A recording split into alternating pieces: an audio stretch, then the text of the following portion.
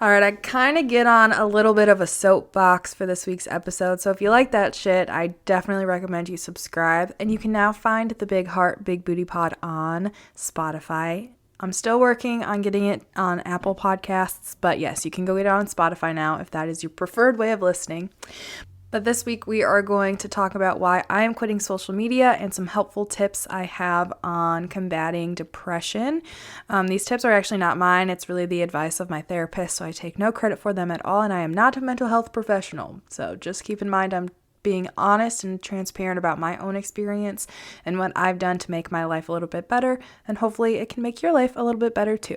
But let's go ahead and get into this week's episode. I hope you guys enjoy. Welcome to the Big Heart, Big Booty Pod. I'm your host, Alexandria.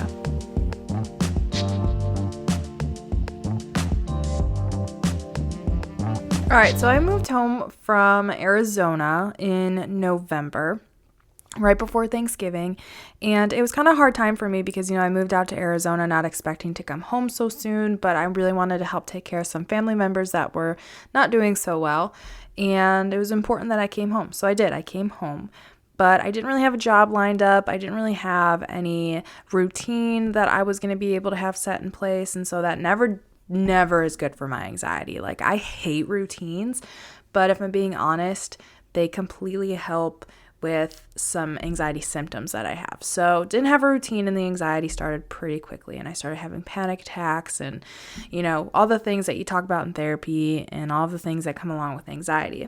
And so I went through December. December was okay. I hung out with my friends, but still didn't have a job just because it was really hard. I mean, it was hard coming home, right? Like, I love my family, but I moved to Arizona to try to pursue my own thing, my own life, and I will do anything for my family. That's why I moved home, but it was hard, and it was kind of like mourning that loss, essentially.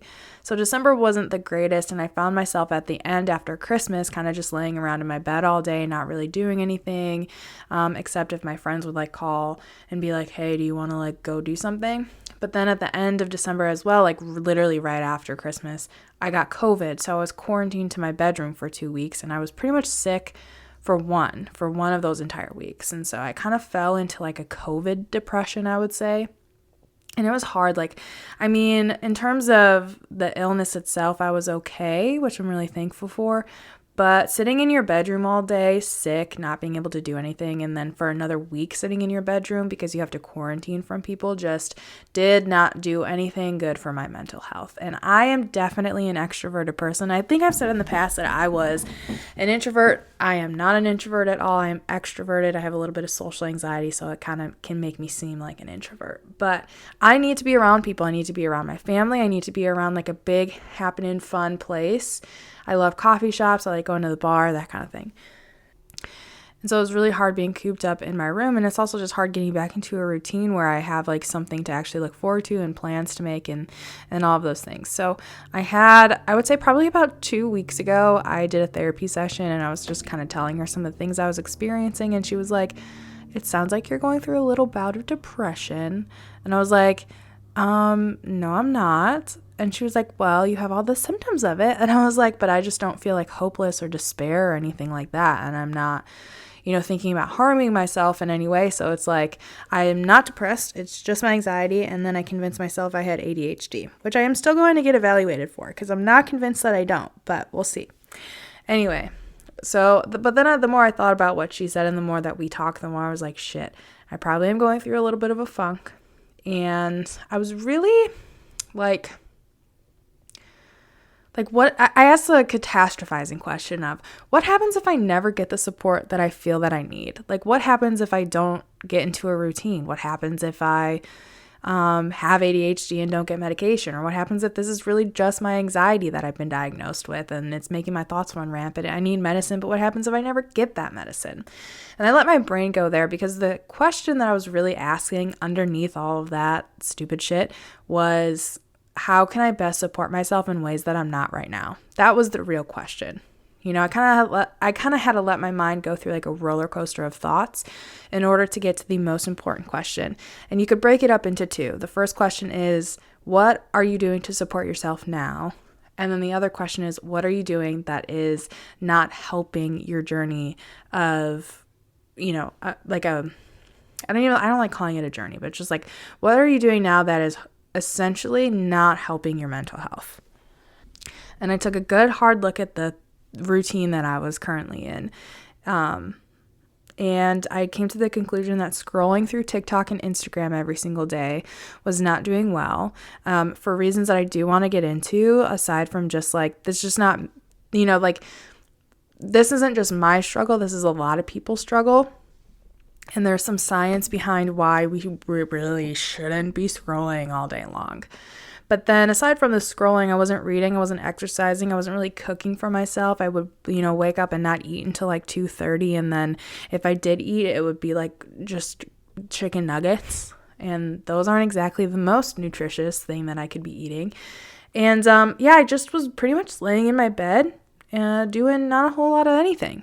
And I decided that night, because of how horrible I felt and how many nightmares I was having and how many panic attacks I was having, that I wasn't going to scroll anymore. And I deleted the apps off my phone for a little while and only downloaded them whenever I wanted to post or when I wanted to check out what my friends were doing. And then immediately, like with a lot of self-control, said, okay, time to get off.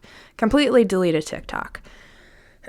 Decided that I was going to finally read a book and pick one up and finish it, instead of just like reading halfway through and then getting bored and losing, the attention I had toward the book. Decided that I was going to start working out seriously again. And for me, that looked like, for the last 2 weeks, I've been doing about 3 days a week just to kind of get back. But now, which again, I don't want to like get too ahead of myself. I kind of jumped forward, but now I'm like working out like 6 days a week again, and it feels really nice. Anyway, so I did all of that because I was like, what if I never get the support? Like, or how do I best support myself knowing that I have to wait a month to get evaluated for ADHD, and I can't do therapy every day, and I don't even do it every week at the moment. Like, I'm doing it every 2 weeks. So how do I support myself? Well, it was taking out the things that were not helpful, social media, and then it was adding in the other things. So, but here's the thing about social media, is it's a really awesome tool used for connection and opportunity, and I love it. It is how our world works. I will never completely quit social media. I think that would be a really unwise decision, considering the fact that we live in a technology-driven world now. But the thing is, like, technology can control us, or we can control technology. And I'm not really interested anymore in letting technology rule over my day. It is a tool for me to use, as I'm not the tool for technology to use. So with that being said, I needed, and that thought like kind of processing through my head, I needed to go ahead and just say, I'm taking a break. And I'm taking an extended break. And it's not going to be something like where I'm off it for a week, recuperate, not overstimulated anymore, and then I go back on like, nothing ever changed or happened, or I didn't, whatever. I said, I'm going to have really strict boundaries with the social media use, because it is causing me so much, like, it's causing chaos in my brain, essentially. And I know that people can relate to that, because it's like, after you get through scrolling on TikTok, especially if like the algorithm gets on like a soapbox about politics, or it shows other people's trauma, or people yelling at each other or whatever, like that is not good for people to take in. And the one thing that really helped me solidify this decision is the knowledge that if we hear or see someone else's trauma, we can experience it for ourselves. So if I hear 5 news outlets a day talking about how, 5 separate stories of trauma, someone's in a car accident, someone gets shot, this and that. Although those are horrible, and I kind of want to keep up with the news, like I'm not evolved enough to deal with my own tribe trauma, essentially is what I call it, and then the world's trauma as well. And I care deeply for people, and I think that's why it gets to me. Like, I want to put good energy out into the world for people, even though it really doesn't do anything. But you know what I mean? Like, my heart goes out to people who are struggling. And a lot of times the way that we can help people is by knowing their struggle. But for me at the moment, if I hear someone's trouble, I internalize it as my own, which is not healthy. And I'm working through that in therapy, but I know a lot of other people do that too. So it's like, I don't want to be on social media scrolling and seeing everybody's trauma when I'm trying to deal with my own, when I'm trying to work through my own, and when I'm trying to like have a better life, because what I'm doing is just adding layers and layers and layers that I need to keep going through over and over again, instead of peeling back a layer, working through it, and being like, okay, cool, now we can get to the next layer. If that makes sense. So essentially what I'm trying to say is that the things that you see on social media do have an effect on your mind. And obviously we know this. I'm not trying to like be preachy or teach, but just a gentle reminder that the things that you're taking in are affecting your mind, whether you want to admit it or not, or whether you want to acknowledge it or not. And it's really important that we take a step back and take a break, because we are not, like I said, evolved enough to be dealing with all of these things and all of these issues and all of these politics and all of the tragedies and traumas. Like, we just are not made to be able to do that. And I don't think that's a bad thing. And I want to, give note to the really amazing things and the amazing stories that we hear on social media. But the truth is that the algorithm just doesn't work like that. We tend to see the bad stuff. We tend to see the Karen that freaks out and falls on the floor at the Bath and Body Works and is screaming at the woman. Like we see those things. So I have worked really hard at just looking at my friends, just posting what I want. And I'm still guilty. Like, I posted something about Fox News the other day, which I'm just adding to the algorithm, right, for other people of seeing things that are dumb. So I'm trying to get away from that too, because what we take into our mind gets into our subconscious, and it can affect our mood. And at the very least, like, I don't want to be, I was in a cult that literally said, like, you cannot essentially look at anything secular. And I don't ever want to be that extreme again. And I don't ever want to look at social media as something evil. It's not. It's a beautiful thing that has some really awful things on it. So what happened whenever I decided to stop looking at those awful things and take a break and a step back? Well, the first thing was I realized how overstimulated I was. Like, I was irritable. You can ask my mother. She was ready to like bite my head off, because you couldn't even talk to me. Like, I was so fucking irritable. And like, if you said a word to me that interrupted my thoughts, I was ready to be like, can you stop talking to me absolutely forever? There was a point where I didn't talk to any of my friends, I think for a good 3 days, which I'm very, like, I love communicating with my friends on my phone. And I just didn't talk to anybody. I was like, I'm so overstimulated. I cried every day until the 12th of January. I'm not a crier. I think it's healthy to cry. I'm just not naturally, like, predisposed. Is that the word? I don't know. I'm just not a natural crier. And I cried every day of 2022 up until January 12th. It's so not like me. And I couldn't talk to anybody. Didn't want to talk to anybody, honestly. I was really going through it. And it took about 3 days to have that overstimulation kind of calm down. And it didn't just come from not going on social media anymore. It came from reading. Now, I don't necessarily recommend reading for everyone, because it's just a hobby that I have and I love reading, but do whatever makes you feel good. If that means going roller skating or playing a sport or doing crossword puzzles, I don't know, playing board games with your family, like whatever is going to help that overstimulation for you, because social media is stimulating. Okay. So I was reading, and then the next thing that I was doing was exercising again, which helped a lot. But it was really hard. I'm not going to lie. It was really hard at first, because my brain like did not have an attention span right after I got off social media, because it's like, right, we scroll through these 6-second videos and on to the next one, on to the next one, on to the next one. So to work out for even just 20 minutes was a struggle for me. Okay. I was like, I don't even want to walk for 5 minutes on the treadmill, let alone go lift weights, which is what I like to do.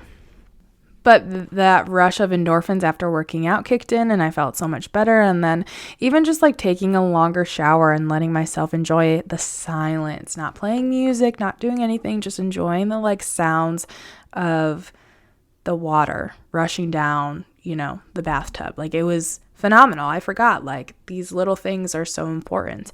And then when I woke up in the morning, instead of reaching for my phone, I would just stare at the ceiling and just allow my body to kind of wake up naturally and become aware of my surroundings. It's kind of like almost like a micro meditation right when you wake up. Instead of being immediately stimulated by your phone, just kind of stare at the wall. Just kind of think, become aware of your thoughts, aware of your surroundings. Do you have to get up and go to the bathroom right away? Are you hungry? Are you thirsty? Like, how are you feeling? It's a check in with yourself in the morning instead of checking social media. So much more helpful for my mental health.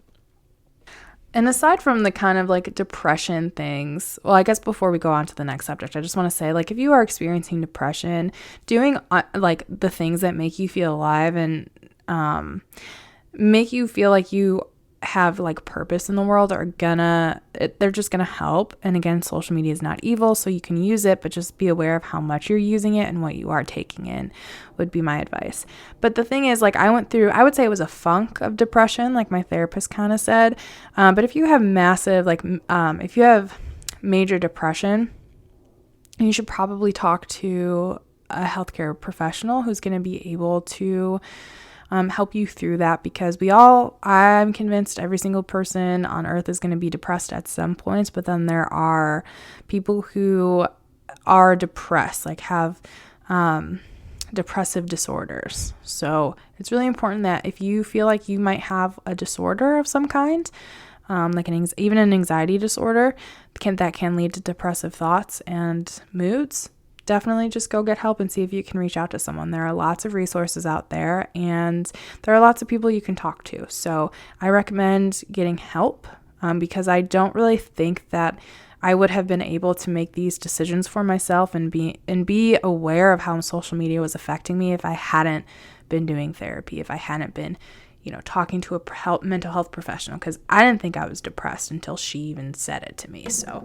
you never know truly what you're going through until you kind of have confirmation from someone who knows how to spot things better than you. But the other thing about social media that I want to talk about is the potential for you to lose sight of your goals and to lose sight of what makes you an individual.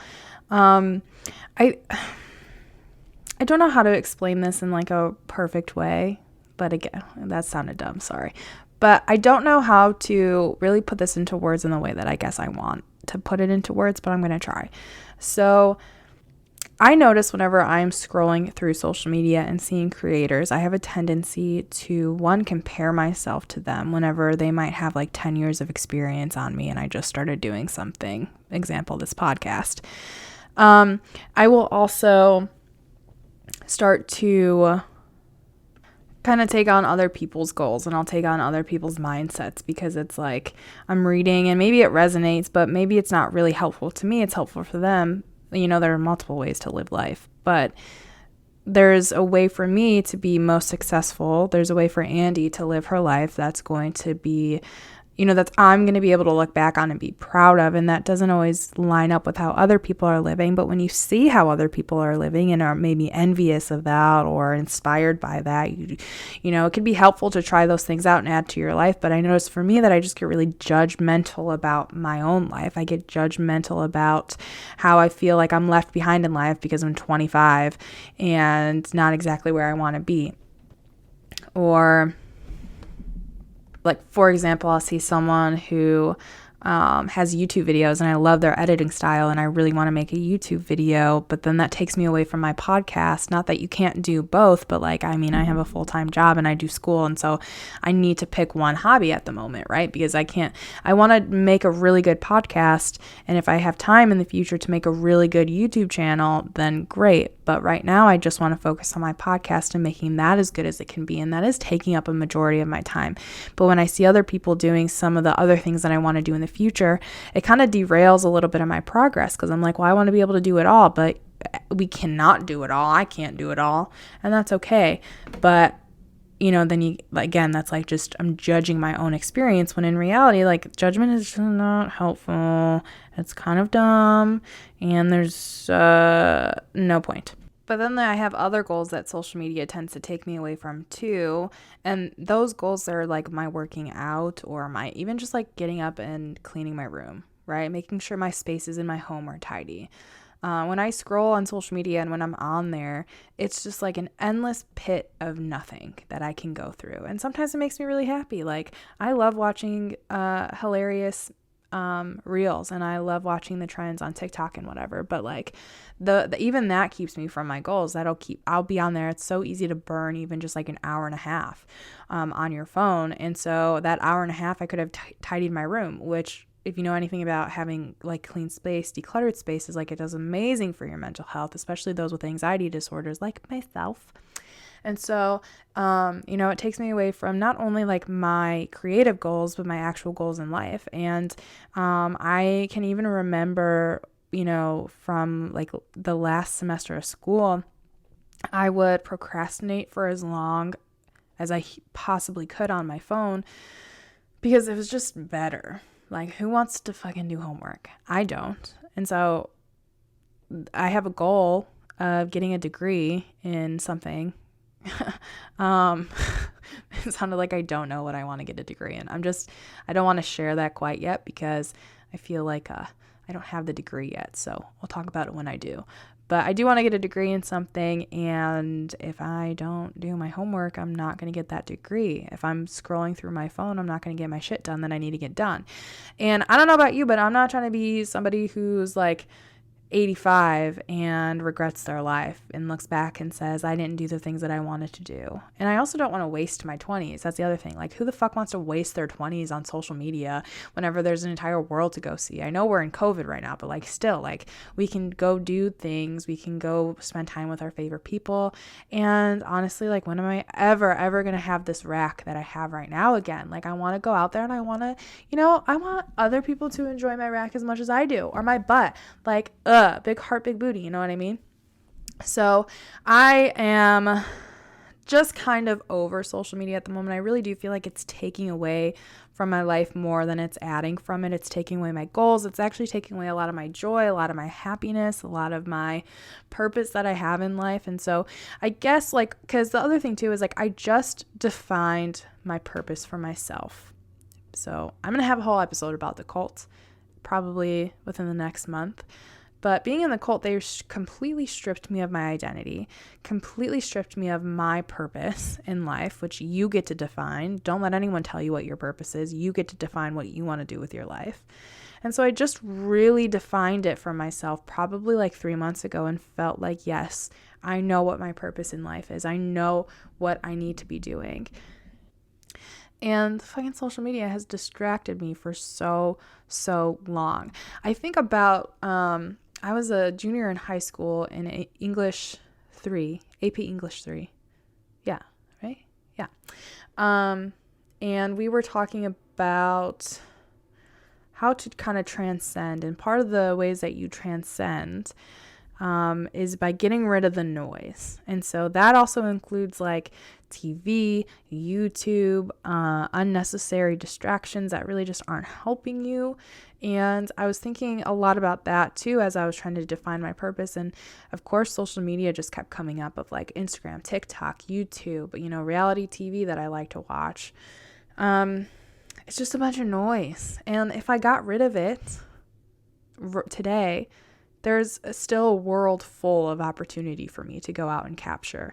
And my purpose is not going to be stumped by not being on social media.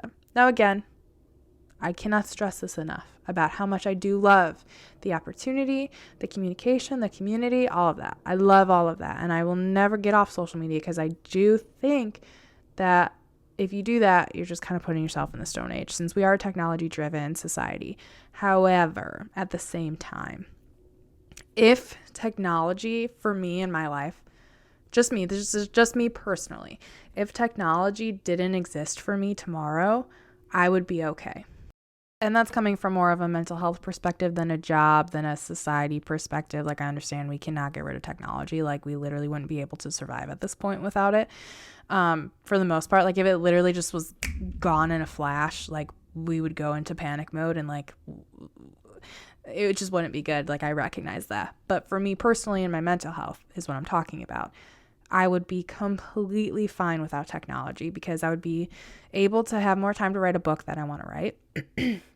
I would have more time to read. I would have more time to do yoga. I would have more time to do all the things that I want to do on a regular basis that sometimes get pushed to the side because, well, I also want to watch a YouTube video and I want to see what my friends are doing and I want to scroll through reels and I want to see what Taylor Swift's up to on Instagram, like it's just hard. I don't know. And what comes to mind as I was just saying all of that is like, it's kind of exhausting to constantly keep up with everyone too. It's like really tiring to stay connected all the time. And I think that's where the overstimulation comes in for me. Like, I don't want to be connected to people all the time as much as an extrovert as I am. Like, I need my own time. It's probably because I grew up as an only child. Like, I know how to keep myself busy. I know how to take care of myself. And I know that, like, if I have to be by myself, I'll be fine because I know how to take care of myself. I know how to keep myself entertained and stuff like that. And so I get overstimulated really quickly.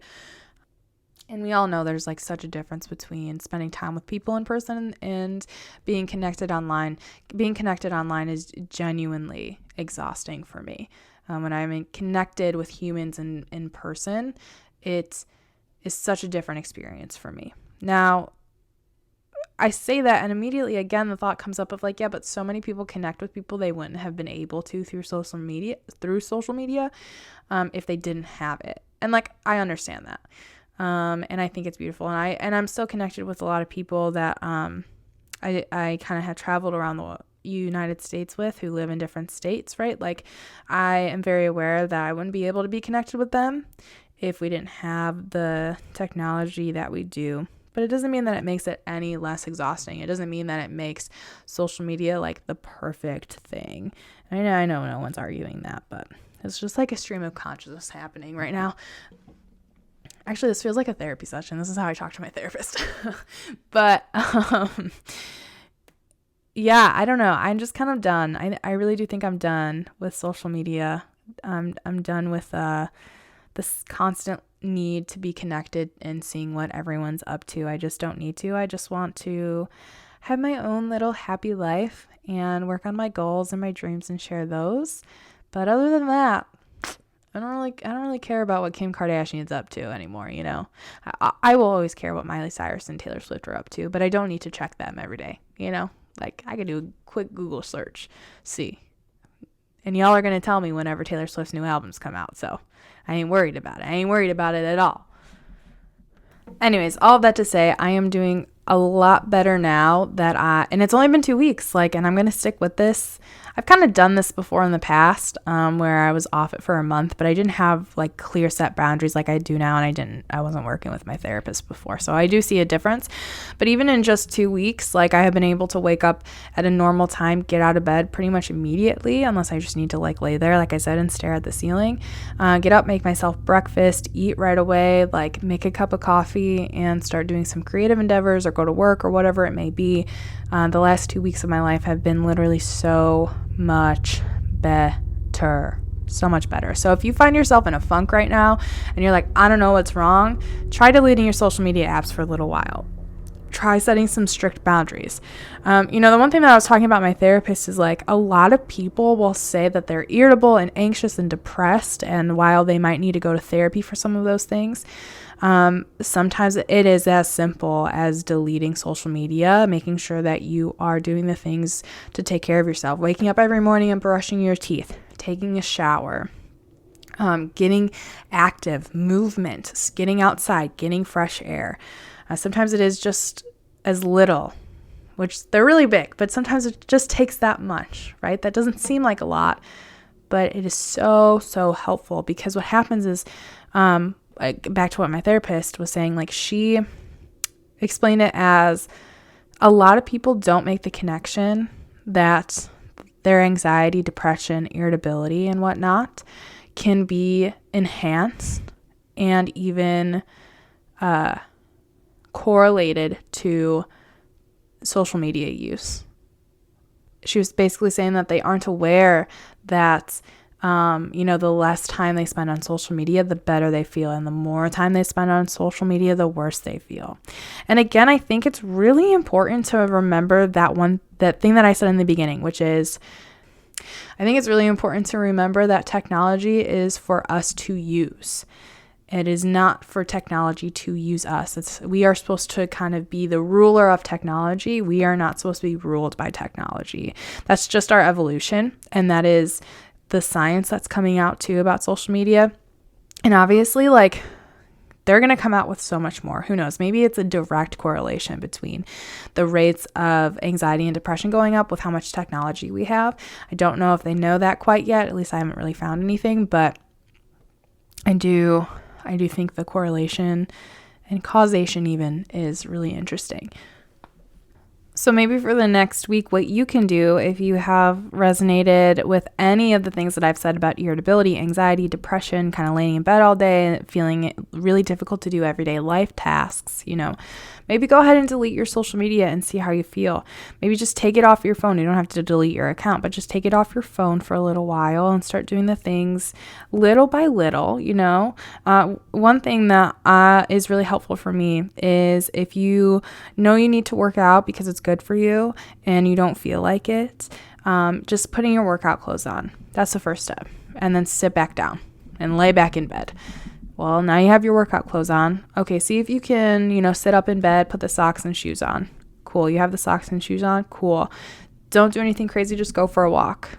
Oh, you're going for a walk? Okay, awesome.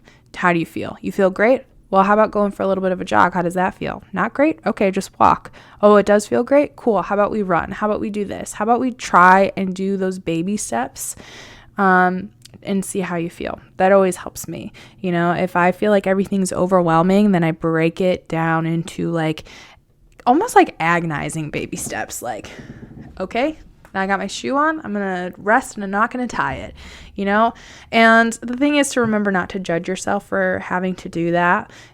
Should statements are cognitive distortion. So if you're finding yourself saying I should be able to do this, I should be able to do that, you might want to take a step back, because why should you be able to do that? Are you required? Have you learned? How about you try being gentle with yourself? How about you stop judging yourself? Because it's just not helpful. And before you know it, you'll realize that social media is not as helpful or beneficial as you initially thought it was. It's not giving you the joy that you thought that it could. I mean, not that it doesn't give you joy, but you know what I mean? It's probably not your life. It's not really what you should be doing. Ooh, cognitive distortion right there. You can do it all day. I just don't know that it's helpful that you do it all day. See, I caught myself. See, this is what 3 years of therapy does, okay? You got to reframe shit. Anyways, you'll eventually be able to see how you scroll through social media on a regular basis and how that just isn't the best thing that you can be doing with your time. It's not even about being the best. It's just not even something helpful that you could be doing with your time.